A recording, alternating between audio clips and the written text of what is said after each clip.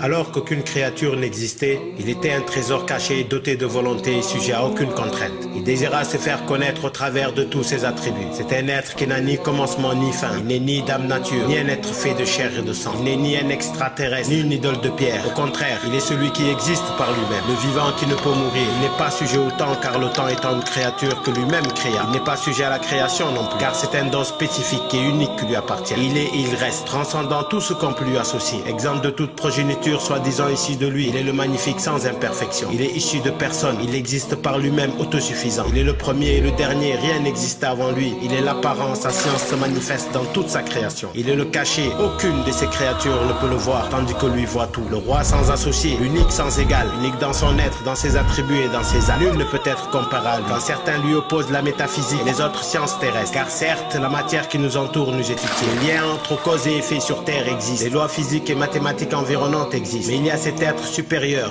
qui les a déterminés pour nous. Et ce, au-delà du néant hasardeux ou toute autre force imaginaire qu'on pourrait lui opposer. Cet être a tout défini et tout riche. Cet être est bien au-delà de sa création et des produits de l'imagination de sa création. Cet être, nous l'appelons Allah.